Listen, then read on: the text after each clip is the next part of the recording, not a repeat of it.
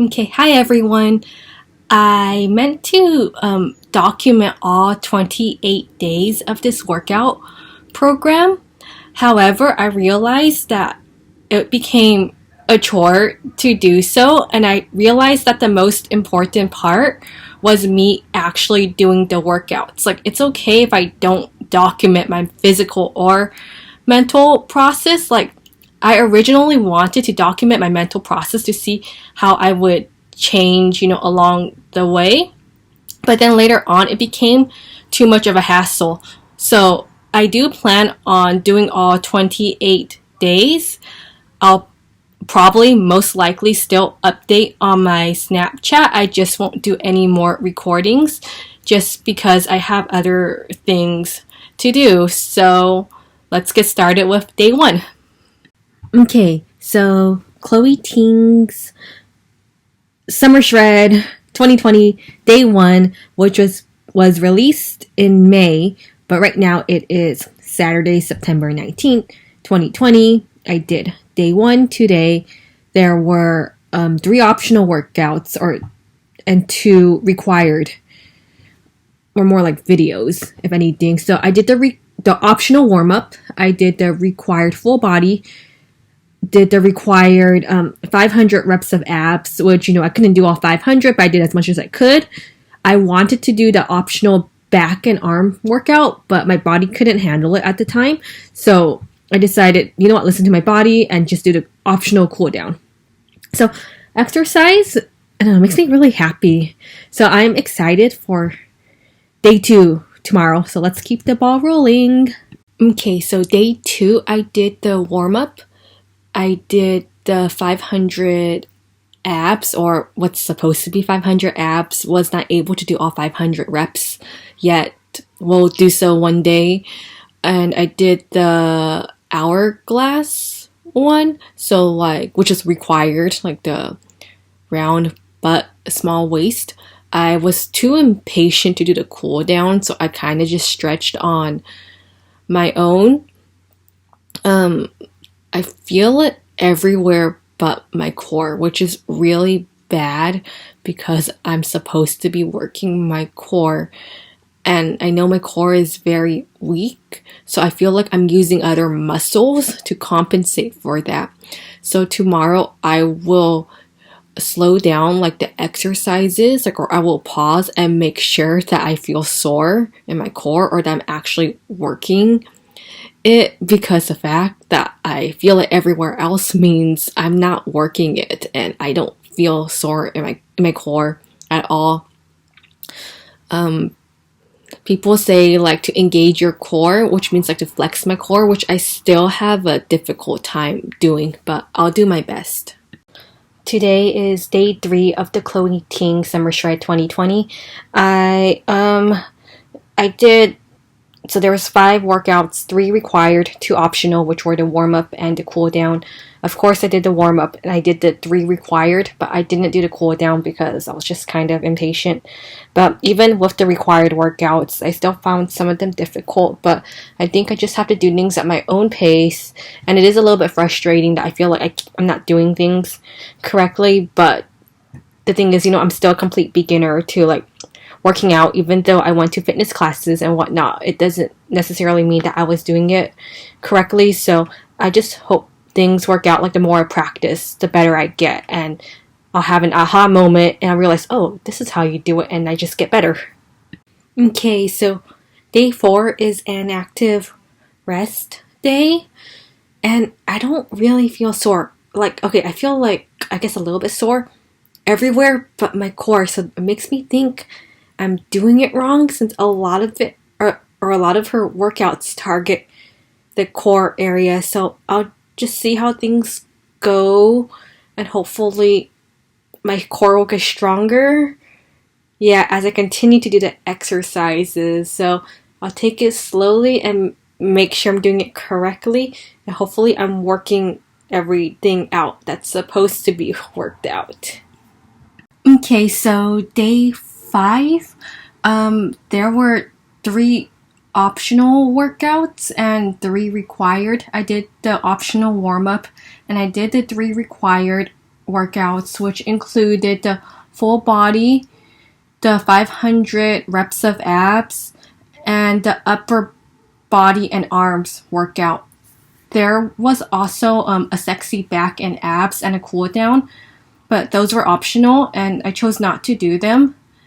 But when I did the required workouts, I realized that, okay, so I'm starting to feel it in my core now, which is really good.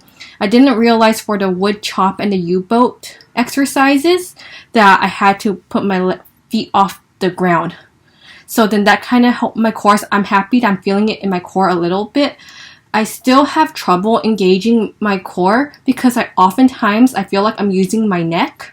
So whenever there's a workout where I feel like I'm using my neck, I decide to just do a different workout where I know I can work my core because I don't want to hurt myself. And eventually I'll be able to do the ones with my core. So yeah. So basically if I feel like I'm using my neck, I stop immediately and then I proceed to do a different workout to replace that, so at least I engage my core.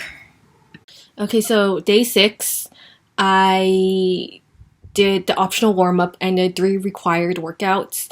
I am pleased to announce that I am able to feel it in my core more now, which is great because I was so frustrated. It's like, why couldn't I feel it? And I think it's just because my body wasn't used to it. I mean, it's kind of hard going from a very, very, very, very sedentary lifestyle to like doing HIIT workouts again.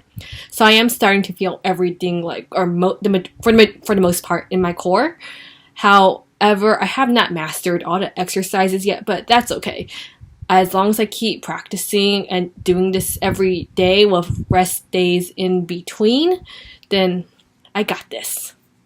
Okay, so day 7 is an active rest day.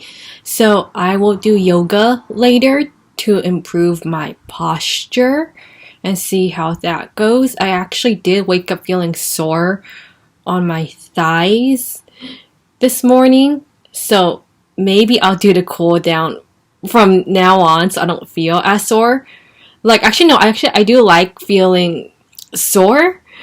It's just that there's a good kind of sore and an uncomfortable kind of sore. But I am glad that the workouts are working and I hope to feel it more in my core tomorrow. Okay, so I finished day 8. I did the warm-up, the 4 required workouts, which included toned arms, full body, upper body and arms, and the 500 reps. Of course, I did the warm-up. I did like half the cool down because I did part of it and then I kind of just skipped over like a lot of it, I guess because I'm just really impatient. I'm also like not super flexible, but I'm happy that I am getting better at this. Like I am doing things, or it's easier for me now, which is great. So I don't have to like constantly like take water breaks. Still haven't mastered everything, but I'll get there. I think I'll eventually be able to do everything at her pace and then maybe add some resistance. Okay, so day 9, I did all the workouts, but the optional cool down. I like doing warm up because I like how it eases me in to the harder workouts. So the required ones were the full body, the 500 reps of abs, and then there were these other 2 which worked your like butt and hips, I believe.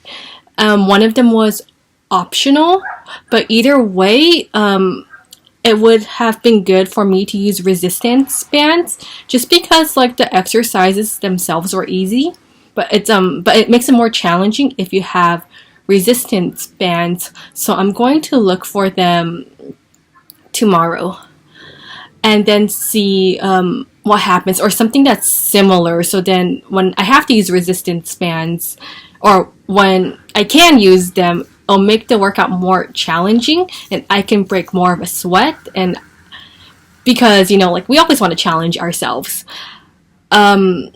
But yeah, even if I don't have it, I'll just modify in a way so it's harder for me. I mean, like ab work is still difficult for me, but I am getting better. So that makes me extremely happy. I highly recommend Chloe Ting's workout programs because for me, I kind of need some structure. Like, I have a difficult time making my own workout plan. So it's really nice how she lays everything out day by day. So I will do more of her workouts. I'll continue, doing this entire program for myself. So I would, like I said, highly recommend it, and you should check it out if you're just getting started with exercising.